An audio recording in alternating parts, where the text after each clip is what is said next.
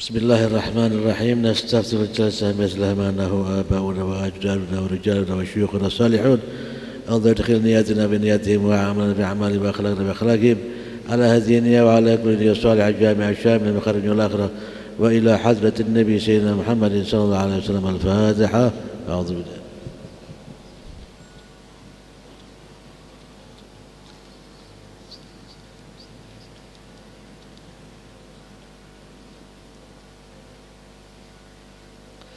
Bismillahirrahmanirrahim. Alhamdulillahirabbil alamin wa bihi nasta'in ala umuri dunya waddin. Wassalatu wassalamu ala asyrafil anbiya wal mursalin sayyidina Muhammadin wa ala alihi wa sahbihi ajma'in.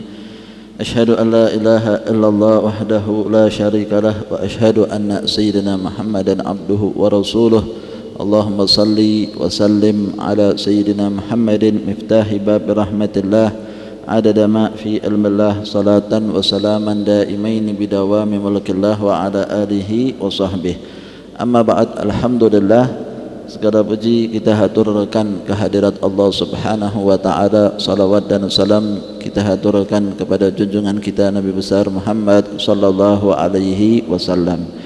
Ikhwani rahimakumullah, alhamdulillah kita memasuki daripada bulan Ramadan dan ini adalah pembahasan tafsir untuk yang pertama kali di bulan Ramadan.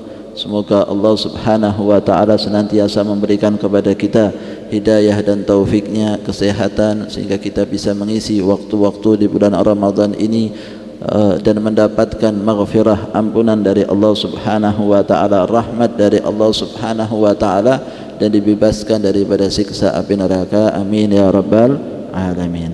Ikhwani rahimakumullah, pembahasan tafsir pada kesempatan ini melanjutkan pembahasan tafsir dari bulan Ramadan tahun yang lalu, dan pada tahun yang lalu sampai pada surat Inna anzalnahu fi lailatul qadar. Hanya tersisakan daripada surat sebelumnya, yaitu surat Al-Bayyinah. Itulah yang akan kita bahas pada kesempatan ini. Kaitannya dengan surat Al-Bayyinah disebutkan dalam riwayat Imam Bukhari dan Imam Muslim bahwa Anas ibn Malik radhiyallahu taala anhu meriwayatkan Rasulullah sallallahu alaihi wasallam bersabda kepada Ubay bin Ka'ab radhiyallahu taala anhu wa ardhah, "Lamma nazalat lam yakunil ladzina kafaru min ahlil kitab ila akhiriha, qala Jibril ya Rasulullah inna rabbaka ya'muruka an tuqri'aha Ubayyan." Ketika turun surat Al-Bayyinah ini kepada Rasulullah sallallahu alaihi wasallam dari awal sampai akhir, maka kemudian malaikat Jibril alaihi salam mengatakan kepada Rasulullah sallallahu alaihi wasallam, "Ya Rasulullah, sesungguhnya Tuhanmu Allah Subhanahu wa taala memerintahkan kepadamu untuk membacakan surat ini kepada Ubay bin Ka'ab." Jadi ini perintah dari Allah Subhanahu wa taala kepada Rasulullah sallallahu alaihi wasallam. Maka kemudian faqala Nabi sallallahu alaihi wasallam li Ubay, maka Rasulullah mendatangi Ubay dan mengatakan kepada Ubay, "Inna Jibrila amarani an uqri'aka hadhihi surah." Wahai Ubay, sesungguhnya malaikat Jibril telah memerintahkan kepadaku untuk membacakan surat ini kepada kamu, wahai Ubay, kepada Ubay bin Ka'ab. Faqala Ubay wa qad tuqirtu thamma ya Rasulullah. Maka Ubay mengatakan kepada Rasulullah, "Ya Rasulullah, nama saya disebut oleh Allah Subhanahu wa taala, oleh malaikat Jibril, bahwa nama saya disebutkan oleh Allah dan malaikat Jibril untuk kemudian dibacakan itu surat kepada saya." Qala na'am. Ya, fabaka Ubay, maka Ubay pun menangis pada saat itu, mendapatkan kehormatan dari Allah Subhanahu wa taala. Sebelum surat itu disampaikan kepada siapapun, maka yang pertama kali mendengarnya adalah Ubay bin Ka'ab. Ini menunjukkan keutamaan yang besar dari sahabat Rasulullah sallallahu alaihi wasallam.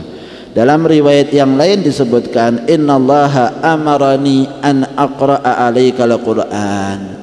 Sesungguhnya Tuhanku Allah Subhanahu wa taala memerintahkan kepadaku, wahai Ubay, untuk membacakan Al-Qur'an ini kepada kamu. faqara'a lam yakunil ladzina kafaru min ahlil kitab faqara'a fiha. Ya, maka kemudian dibacakan surat itu kepada Ubay bin Ka'ab, dan Ubay mendapatkan kehormatan yang besar bagaimana beliau ini sebagai seorang sahabat yang kemudian disebut oleh Allah Subhanahu wa taala untuk dibacakan Al-Qur'an kepadanya. Siapakah Ubay bin Ka'ab ini? Ya, dikatakan Ubay bin Ka'ab ini termasuk di antara sahabat-sahabat Nabi SAW, pembesar-pembesarnya. Beliau adalah orang Ansar dari suku Khazraj. Kemudian beliau ini adalah orang yang termasuk hadir dalam Bai'atul Aqabah.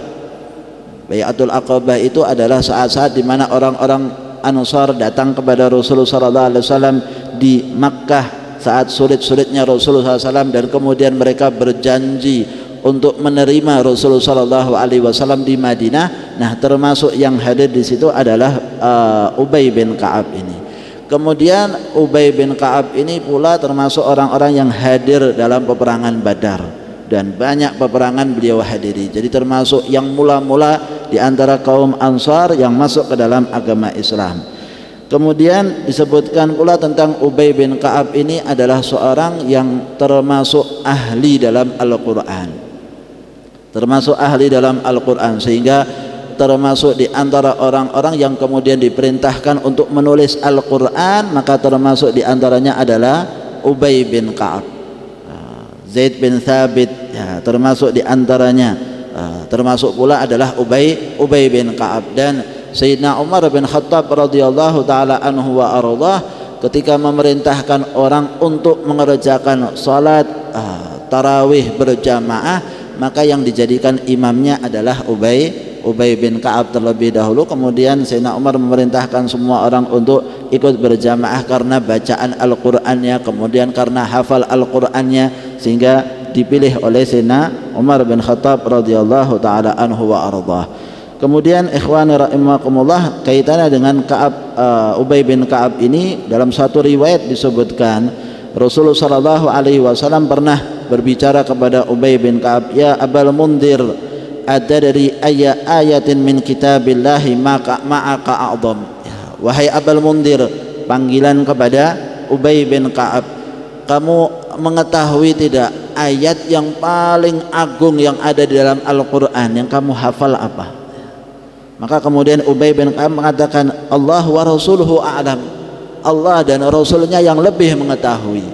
Ini para sahabat itu ya, bagaimana beradab ya di hadapan Rasulullah sallallahu alaihi wasallam.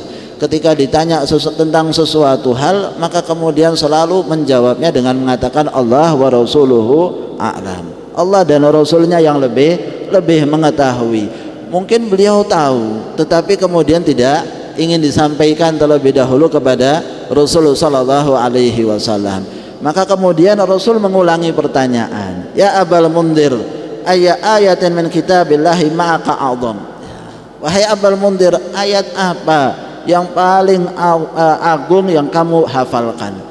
Ini menunjukkan Rasulullah SAW meminta supaya dijawab ya, bukan hanya sekedar Allah wa rasuluhu a'lam saja, tapi harus dijawab. Maka dijawab oleh Ubay bin Ka'ab, Allahu la ilaha illa huwal hayyul qayyum. Ayat kursi yang dibacakan oleh Ubay bin Ka'ab. Maka kemudian fadaraba fi sadri, maka kemudian Rasulullah SAW menepuk dadaku seraya mengatakan, wallahi la yahnakal ilm ya Abal Mundhir, sungguh selamat wahai Abal Mundhir, kamu ini mempunyai ilmu dari Allah Subhanahu wa taala sehingga kamu mengetahui ayat apa yang paling agung, yaitu ayat kursi. Ayat kursi ini semua termasuk yang utama, sehingga termasuk suatu hal yang dianjurkan setelah kita sholat 5 waktu, maka sunnah membaca ayat kursi. Dalam suatu hadis disebutkan, siapa yang membaca ayat kursi setiap sholatnya, maka dia berada di dalam penjagaan Allah Subhanahu wa taala, di dalam perlindungan Allah Subhanahu wa taala sampai sholat yang berikutnya.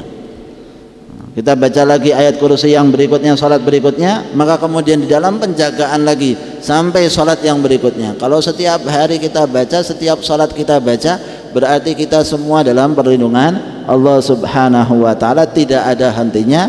Itu keutamaan daripada surat ayat kursi. Kemudian dalam suatu riwayat kaitannya dengan Ubay bin Ka'ab disebutkan tentang penyakit demam. Ada satu riwayat khusus kaitannya dengan Ubay bin Ka'ab. Beliau Ubay bin Ka'ab mengatakan kepada Rasulullah, "Ya Rasulullah, ma jazaa'ul humma?" Ya Rasulullah, apa balasan pahala yang kemudian diberikan oleh orang yang sedang kena penyakit demam, kena penyakit panas? Maka kemudian Rasul mengatakan, tajzil hasanat ala sahibiha, bahwa orang yang kemudian terkena penyakit demam, penyakit panas, maka pahala terus mengalir kepada orang tersebut. Bagi orang yang sakit dalam keadaan demam, dalam keadaan panas, sesungguhnya pahala itu terus mengalir bagi orang tersebut. Maka kemudian Ubay bin Ka'ab mengatakan, Allahumma inni as'aluka humma. Maka kemudian Ubay bin Ka'ab mengatakan dalam doanya, ya Allah, aku mohon kepadamu supaya kena penyakit demam, supaya kena penyakit panas, la tamna'uni khurujan fi sabilik. Penyakit panasnya ini tidak mencegah aku untuk keluar jihad fi sabilillah. Kalau kita baru kena panas enggak keluar, sahabat Rasulullah sallallahu alaihi wasallam ingin dapat penyakit panas, humma, demam, supaya terus menerus mengalir pahala, tapi tidak mencegah orang itu untuk kemudian jihad fi sabilillah. Maka dalam riwayat disebutkan bahwa sesungguhnya Ubay bin Ka'ab setelah itu, dikatakan dalam riwayat, qala falam yamasak Ubay qatku illa wa bihi al-humma. Setelah itu tidak kemudian dipegang Ubay bin Ka'ab kecuali dalam keadaan panas, humma, dalam keadaan demam, terus menerus setiap hari dan setiap saat semacam itu. Ingin dapat pahala dari cobaan, maka kan kemudian kita ini sebagai seorang hamba ada yang namanya abad ihsan, ada abad imtihan. Ada orang-orang yang kemudian sebagai hamba Allah Subhanahu wa taala yang dapat kebajikan terus menerus tanpa melalui cobaan. Ada seseorang mau menjadi dekat kepada Allah Subhanahu wa taala dengan cobaan, dengan berbagai penyakit, masalah dan lain sebagainya. Itu di satu sisi, maka seseorang sangat dianjurkan untuk tidak minta supaya dapat cobaan. Kalau tadi Ubay bin Ka'ab ini khusus, orang-orang spesialis, kita jangan coba-coba minta seperti apa yang diminta oleh Ubay bin Ka'ab. Kita belum sampai di situ, minta supaya dapat ujian dari Allah Subhanahu wa taala. Rasulullah SAW mengingatkan bahwa sungguhnya apabila kita itu dikasih cobaan, siap untuk menghadapi, tapi tidak meminta daripada cobaan tersebut. Kita minta supaya masuk dalam kelompok abad ihsan, hamba-hamba yang kemudian dapat kebajikan terus dari Allah Subhanahu wa taala tanpa harus melalui cobaan. Semacam itu yang diajarkan oleh orang-orang tua terdahulu. Nah, disebutkan kaitannya dengan hadis tadi tentang Ubay bin Ka'ab, dilanjutkan oleh Rasulullah sallallahu alaihi wasallam dalam hadisnya, walau anna ibna adam sa'ala wadiyan min malin fa'utihi la sa'ala thaniyan. Sesungguhnya manusia, kata Rasulullah sallallahu alaihi wasallam, kalau meminta satu lembah berupa harta, kemudian dikasih oleh Allah Subhanahu wa taala, diberi satu lembah harta, la sa'ala thaniyan, niscaya masih minta lembah yang kedua lagi. Sudah dikasih satu lembah isinya harta, kemudian masih berusaha untuk tambah lagi daripada harta-harta yang sudah dimilikinya. Walau sa'ala thaniyan fa'utihi la sa'ala thalithan. Kalau misalnya sudah yang kedua dia minta lalu kemudian diberi oleh Allah Subhanahu wa taala, niscaya dia masih meminta lembah yang ketiga lagi. Artinya manusia itu tidak akan puas. Kalau misalnya saja seseorang punya harta sudah cukup untuk 7 keturunan, apakah dia bakal berhenti kerja? Enggak bakal dia akan berhenti kerja. Dan orang-orang yang masuk dalam jabatan dan lain sebagainya sudah korupsi misalnya 10 miliar, ya masih pengen lagi korupsinya lagi. Ya, cukup sudah untuk 7 turunan. Ya, dia masih minta lagi untuk kemudian usaha lagi yang berikutnya. Manusia itu semacam itu, tidak akan berhenti daripada apa yang sudah didapat daripada hartanya. Wala yamla'u jawfa ibni Adam illa turab. Ya, kata Rasulullah SAW, tidak akan memenuhi rongga daripada perut manusia ini kecuali aturab, debu. Ya, artinya kalau sudah mati selesai. Ya, baru berhenti keinginannya untuk kemudian mendapatkan sesuatu hal. Wa yatubullahu ala man tab, dan Allah Subhanahu wa taala akan menerima taubat siapa yang mau bertaubat kepada Allah Subhanahu wa taala. Wa inna dzatad din indallah al-hanifiyah ghairul musyrikah walal yahudiyah walal nasraniyah. Sesungguhnya agama yang benar di sisi Allah Subhanahu wa taala yang lurus adalah agama yang bukan musyrik, bukan menyekutukan Allah Subhanahu wa taala, bukan Yahudi, bukan Nasrani. Ditegaskan oleh Rasulullah sallallahu alaihi wasallam yang semacam ini, wa may yaf'al khairan falan yuqfaruh. Barang siapa berbuat suatu kebajikan sedikit pun, maka niscaya tidak akan dihilangkan oleh Allah Subhanahu wa taala, tidak akan sia-sia. Pasti dicatat oleh Allah Subhanahu wa taala. Syaratnya iman, syaratnya adalah Islam. Tapi kalau bukan muslim, amal kebajikan apapun yang dikerjakan maka sia-sia semuanya, maka sia-sia. Kebaikannya tampak besar, ya, sedekahnya baiknya orang tersebut, tapi bukan muslim, ya, maka semuanya itu adalah habaan mansura. Itu semuanya adalah terbang, semuanya sia-sia, seperti debu yang berterbangan. Jangan diharapkan bahwa seorang yang kemudian betapa baiknya orang tersebut, kalau bukan muslim bagaimana, semuanya sudah dibalas di dunia oleh Allah Subhanahu wa taala kebajikannya. Sebagaimana disebutkan dalam riwayat, sesungguhnya seseorang beramal kebajikan tapi dia bukan muslim, pahalanya itu sudah diberi oleh Allah di dunia. Dengan apa? Kesehatan. Dengan apa? Kemakmuran. Diberinya harta oleh Allah Subhanahu wa taala di dunia, semuanya dilapangkan. Sehingga kemudian apa? Datang di yaumil akhir, kebajikannya itu sudah tertunaikan semuanya, sudah dibalas oleh Allah Subhanahu wa taala. Yang tersisa ya dosa kekufurannya. Na'udzubillah min dzalik. Tetapi seorang muslim, seorang yang beriman kepada Allah Subhanahu wa taala, maka dia beramal sedikit pun pasti kemudian dibalas oleh Allah Subhanahu wa taala. Wa may ya'mal mithqala dzarratin khairan yarah. Siapa yang beramal sedikit sebiji atom, pasti kemudian dia akan melihat balasannya nanti di yaumil akhir. Akan dilipat gandakan oleh Allah Subhanahu wa taala minimal 10 kali lipat minimalnya. Dari baiknya Allah Subhanahu wa taala kepada kita itu, diberikan kita itu supaya hitung-hitungannya, kalau mau dibuat hitungan ya, itu semuanya tampak yang baik itu semuanya yang besar, sedangkan keburukan itu tampak biasa saja, tidak dilipat gandakan oleh Allah Subhanahu wa taala. Wala yazil sayyi'atu illa bimithliha, ya, enggak akan kemudian dibalas keburukan itu kecuali yang sesuai. Maka orang sampai kemudian masuk ke dalam neraka, naudzubillah min dzalik, tidak lain mendapatkan balasan yang sesuai dengan dosanya, tidak dilipat gandakan oleh Allah Subhanahu wa taala. Kaitannya dengan keburukan itu semuanya kaitannya dengan keadilan Allah Subhanahu wa taala. Tapi kalau orang masuk ke dalam surga, maka apa yang didapat di dalam surga itu adalah karunia Allah, bukan dari amal yang dikerjakan oleh orang tersebut. Semuanya dilipat gandakan oleh Allah Subhanahu wa taala. Ikhwani rahimakumullah, kita masuk pada pembahasan surat Al-Bayyinah. Disebutkan di dalam ayat Al-Qur'an, a'udzubillahi minasyaitonir rajim, bismillahirrahmanirrahim.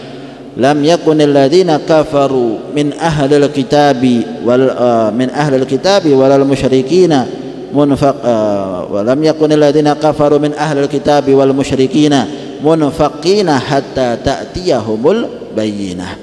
Sesungguhnya orang-orang kafir, Orang-orang kafir itu siapa? Min ahlil kitabi wal musyrikin. Orang-orang kafir itu ya termasuk diantaranya adalah orang-orang yang musyrik. Orang-orang yang musyrik itu apa? Orang-orang yang menyekutukan Allah Subhanahu wa ta'ala. Namanya menyekutukan Allah, dia menganggap ada sesuatu yang selain Allah yang bisa memberikan manfaat, bisa memberikan madarat. Inilah yang dikatakan musyrik.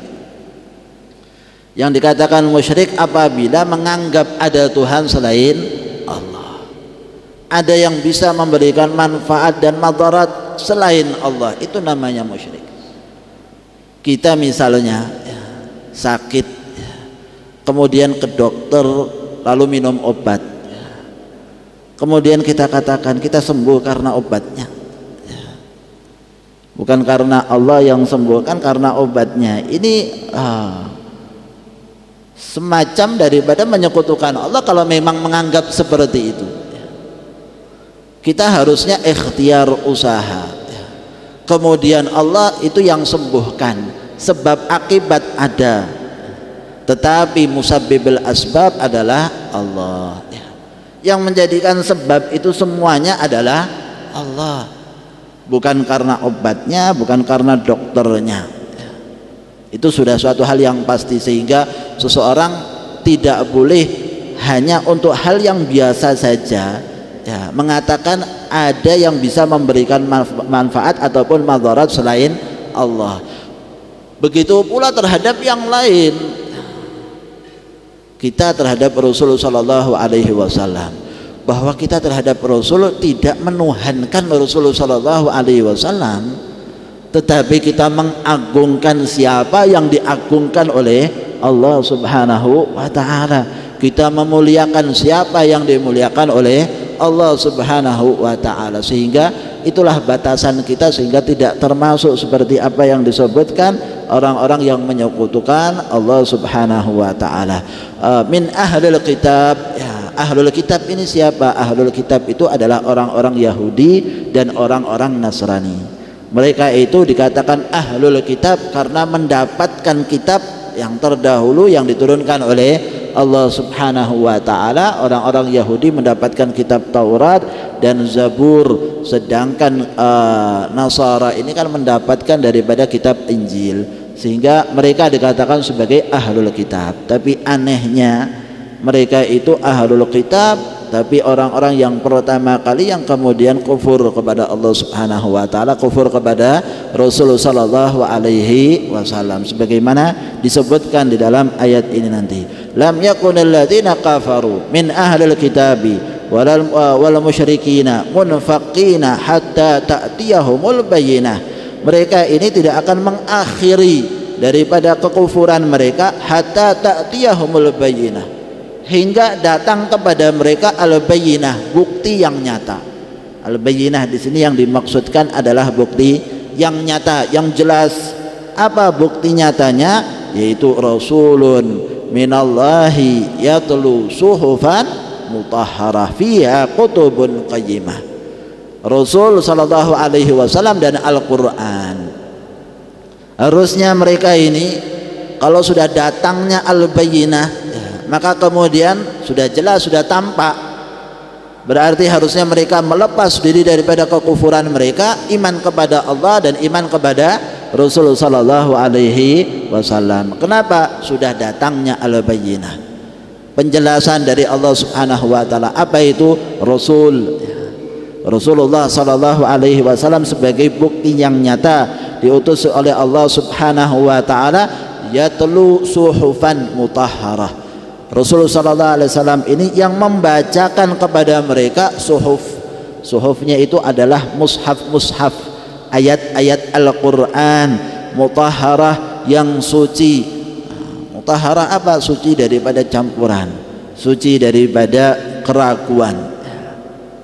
Dzalikal kitabu la raiba fihi. Itu adalah kitab Allah Subhanahu wa ta'ala yang tidak ada keraguan. Walau annahu min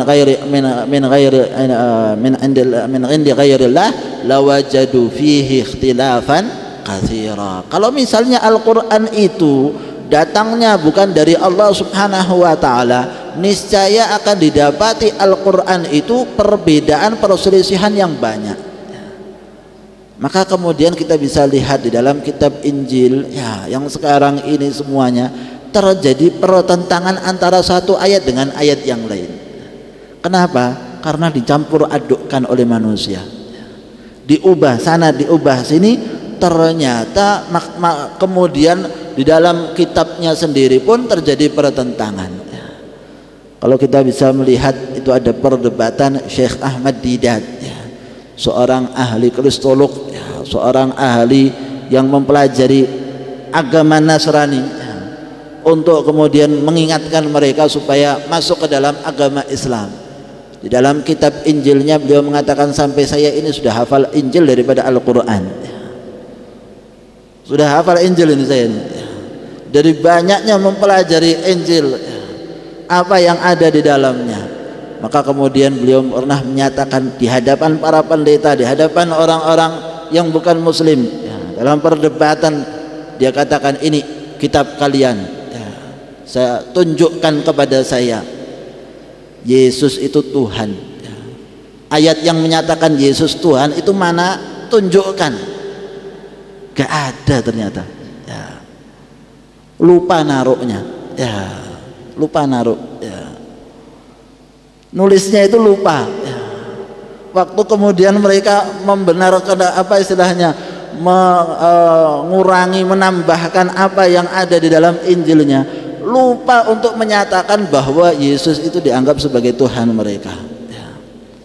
Mereka menganggapnya dalam rapat ya, kan ada rapat istimewa mereka sendiri ya, sudah kita tetapkan saja Yesus itu sebagai Tuhan ya. Dalam kitabnya nggak ada ya, untuk kemudian ditunjukkan bahwa Yesus itu mereka anggap sebagai Tuhan ya.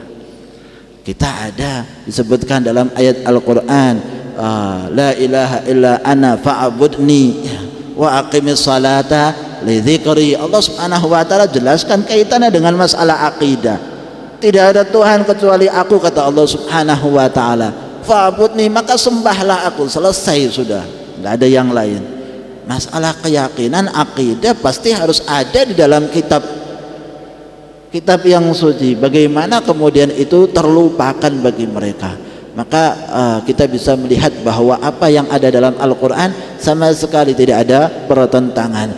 Fiha kutubun qayyimah ya, di dalam kitab Al-Quran ini semuanya terdapat kitab-kitab yang kemudian ayat-ayat yang menjelaskan kaitannya dengan masalah akidah dan lain sebagainya. Wa ma tafarraqal ladzina utul kitaba illa min ba'di ma ja'atuhumul bayyinah. Sesungguhnya orang-orang ahlul kitab tidaklah mereka itu berselisih illa min ba'di ma ja'atuhumul bayyinah, kecuali setelah datangnya al-bayyinah. Setelah datangnya kejelasan, mereka itu baru kemudian berselisih ya. Dalil yang kemudian membimbing mereka menuju agama Allah Subhanahu wa taala, Rasul sallallahu alaihi wasallam, itu kemudian mereka baru berselisih ketika datangnya itu semuanya. Mereka kemudian setelah datangnya kitab Taurat, selisih mereka satu sama yang lain. Setelah datangnya kitab Injil, selisih satu sama yang lain, kelahi satu sama yang lain. Paham mereka kemudian berbeda satu sama yang lain. Kenapa? Karena datangnya al-bayyinah baru kemudian mereka berselisih. Ini pasti ada penyakit di dalam hati mereka, yang kemudian mereka itu hanya ingin kemudian mengikuti yang salah, walaupun sudah datang jelas kepada mereka bukti nyata. Siapa yang datang? Rasulullah sallallahu alaihi wasallam. Ketika datang kepada mereka, ya'rifunahu kama ya'rifuna abna'ahum. Mereka itu mengenal Rasulullah sallallahu alaihi wasallam seperti mereka mengenal anak-anak mereka sendiri. Artinya tahu bahwa yang datang ini adalah Rasulullah sallallahu alaihi wasallam. Ketika orang-orang Yahudi melihat Rasulullah sallallahu alaihi wasallam, tahu bahwa ini adalah Rasul yang disifatkan di dalam kitab Taurat mereka. Sudah ada semuanya sifat-sifatnya Rasulullah sallallahu alaihi wasallam. Kita bisa melihat dalam kisah Salman Al-Farisi. Salman Al-Farisi ini adalah orang yang selalu berpindah dari pendeta yang satu menuju pendeta yang lain, umurnya 100 tahun lebih. sampai kemudian bisa ketemu dengan Rasulullah SAW. Ketika sebelum berjumpa dengan Rasulullah, pendeta terakhir dari agama Nasrani yang kemudian ditemui mengatakan ini sudah waktu datangnya Rasul yang terakhir. Tempatnya di sini ditunjuk oleh pendeta tersebut, sehingga Salman sudah datang dan kemudian ke tempat Yasrib, ke Madinah pada saat itu sebelum hijrahnya Rasulullah SAW. Tahu tempat hijrahnya di mana, sudah dinanti, ya, sudah ditunggu oleh Salman Al-Farisi. Tanda-tandanya 3, ya, yaitu tidak makan sedekah, ya, memakan hadiah, ya, kemudian ada tanda kenabian di belakang punggungnya.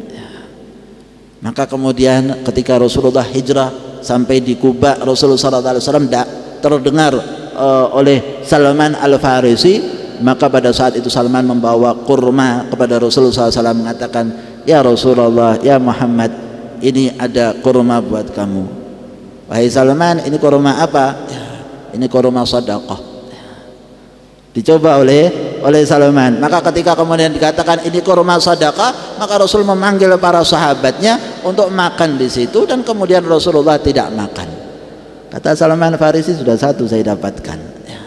Besok harinya datang lagi kepada Rasulullah SAW, membawa kurma lagi, mengatakan, ya Rasulullah, ini ada kurma. Kurma apa ini? Kurma hadiah ya Rasulullah dari saya. Maka Rasulullah memanggil sahabatnya, Rasul ikut makan pada saat itu. Kata Salman, 2 sudah didapatkan, tinggal yang 1, yaitu tanda di belakang Rasulullah SAW, tanda kenabian. Maka Salman Al-Farisi berusaha untuk melihat daripada punggung Rasulullah SAW. Maka Rasulullah SAW ketika berwudu membuka punggungnya, membuka bajunya, seraya mengatakan, ini wahai Salman. Jadi wahai Salman, melihat, ya, tanda kenabian sudah diketahui oleh Rasulullah SAW, dan semua tandanya ada pada Rasulullah SAW, sehingga tahu semuanya, ya. Tentang hal yang semacam itu dalam kitab Taurat, dalam kitab Injil sudah disebutkan tentang Rasulullah SAW. Anehnya ketika sudah tahu Rasulullah, datang Rasulullah kepada mereka, kufur, tidak mau beriman kepada Rasulullah SAW. Kurang apa lagi penjelasan kepada mereka? Wala yu'minuna illa qalila. Mereka itu tidak beriman kecuali sedikit. Di antaranya Abdullah bin Salam. Abdullah bin Salam ini adalah tokoh daripada mereka. Ketika masuk Islam, maka kemudian mengatakan, ya Rasulullah, kamu ingin tahu sifatnya orang-orang Yahudi bagaimana? Saya tak di sini sebentar, kamu panggil itu orang-orang Yahudi, ya. Tanyakan kepada mereka tentang saya siapa. Mereka belum tahu kalau Abdullah bin Salam ini sudah masuk Islam.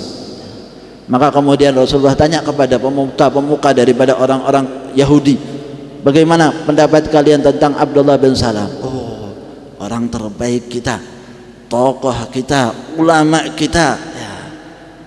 Abdullah bin Salam kemudian mengatakan, asyhadu an la ilaha illallah wa asyhadu anna Muhammadar Rasulullah. Mereka mengatakan, orang yang paling buruk di antara kita, penjahat kita, ya. Langsung dikatakan seperti itu, balik dengan secepatnya mereka mengatakan. Padahal tahu, ya, keadaan seseorang tapi kemudian berubah, kenapa enggak sesuai dengan dirinya, ya. Hasadan min indi anfusihim, hasad di dalam hati mereka. Maka seseorang punya penyakit hasad ini susah, ya. Kalau sudah hasad, sudah susah untuk kemudian keluar. Maka sebelum masuk dalam hati dikeluarkan, ya.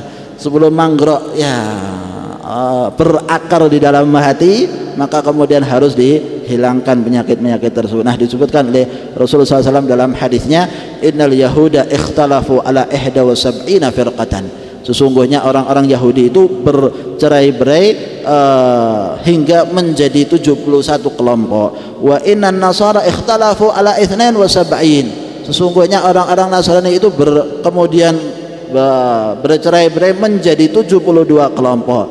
Wa sataftariqu hadhil ummah ala 73. Dan umatku akan kemudian bercerai-berai menjadi 73 kelompok. Kulluha finnar illa wahidah. Semuanya di dalam api neraka, masuk dalam neraka kecuali satu. Qalu manhum ya Rasulullah, siapa yang satu ini ya, yang kemudian terselamatkan? Qala ma ana alaihi wa ashabi, orang-orang yang berjalan sesuai dengan jalanku dan jalan sahabat-sahabatku ya. Lihat ikhwani rahimakumullah, kita nggak usah kaget dengar hadis ini. Hadis ini ada dalam berbagai riwayat ya, bahwa tentang tercerai berainya umat Nabi Muhammad sallallahu alaihi wasallam menjadi 73 kelompok, 72-nya masuk neraka. Kok banyak sekali ini ya. 72 ini pencalan-pencalan ya. 72 ini firqah-firqah, kelompok-kelompok kecil, cuman 10 orang ya, 20 orang, 100 orang. Tapi yang besar ya, yang banyak adalah yang masuk ke dalam surga, seperti apa yang dikatakan oleh Rasul dalam hadis yang lain, ittabi'u as-sawadal a'zam, ikutilah daripada kelompok yang besar. Itu yang diingatkan oleh Rasulullah SAW, kelompok yang besar dengan berbagai macam nama ya. Namanya macam-macam ya, ormasnya macam-macam ya, tanda tangannya beda-beda ya, pimpinannya kelompoknya lain-lain, tapi mereka as-sawadul a'zam, akidahnya sama ya. Anda dapati di negara lain yang nggak ada ormas NU Muhammadiyah, di sini nggak ada ya. Terus kemudian dikatakan yang paling banyak itu NU atau Muhammadiyah, yang nggak bisa ya. Anda dapati di Afrika ada yang semacam ini, nggak ada ya. Tapi Anda dapati di Afrika, di Eropa yang jalannya sama dengan jalan kita banyak ya. Sangat banyak sekali. Yang kelompok yang kecil yang aneh-aneh ini yang jangan kemudian didengarkan ya. Jadi namanya bisa berbeda ya, tetapi sesungguhnya mereka itu dalam satu kelompok yang besar ya. Satu kelompok yang besar, yang penting akidahnya tidak rusak, meyakini Allah subhanahu wa ta'ala, meyakini Rasulullah SAW sebagai hamba Allah dan utusan Allah subhanahu wa ta'ala, dan kemudian menjalankan apa yang ada dalam syariat, maka mereka itu semuanya adalah dalam satu kelompok. Ada pemahaman madhab mungkin berbeda, itu suatu hal yang wajar dalam syariat kita. Itulah ikhwani rahimakumullah yang mungkin kita bahas pada kesempatan ini. Semoga bermanfaat, jadikan ilmu kita ilmu yang kemudian mendekatkan diri kita kepada Allah subhanahu wa ta'ala, dimudahkan kita untuk kemudian beribadah di bulan ini, amin ya rabbal alamin. Wa sallallahu ala sayyidina Muhammadin wa ala alihi wa sahbihi wasallam. Alhamdulillahi rabbil alamin. Saya tambahkan sedikit, bagi kita apabila menghadiri satu majlis zikir atau majlis ta'lim semacam ini dan dibagikan selebaran-selebaran seperti ini yang di dalamnya terkandung firman-firman Allah ataupun hadis-hadis Rasulullah SAW, maka kita wajib menghargai dan menghormati dengan tidak meletakkannya di bawah sejajar dengan kaki kita. Dan yang kedua, apabila kita menghadiri majlis dan kita berada di shaf yang terdepan, maka supaya kaki kita ditekuk begini dan jangan ditaruhkan begini, karena tidak baik dalam pandangan. Ini yang perlu saya sampaikan. Terima kasih.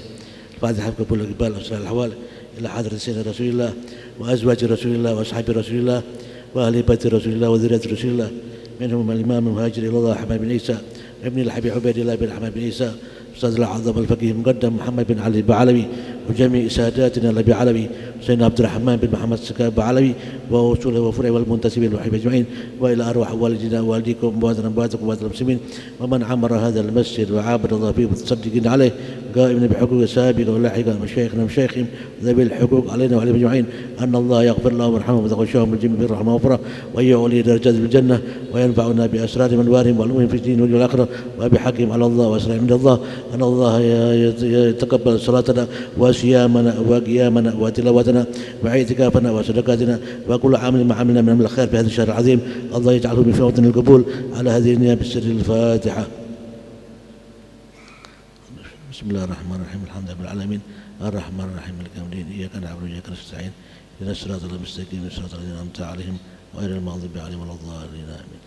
يا ربنا اعترفنا باننا اقترفنا اسرفنا على لظى اشرفنا فتب علينا توبه تغسل كل حوبه واستر لنا العورات وامن الروعات واغفر لوالدينا ربي ومولودينا والإخوان وسائر الخلان وكل ذي محبة أو صحبة والمسلمين أجمع آمين ربي اسمع فضلا وجودا منا لا باكتساب منا رسولي نحظى بكل سولي صلى وسلم ربي عليه عد الحبي وآلي وصحبي عدالة صحبي والحمد لله في البدء والتنهي.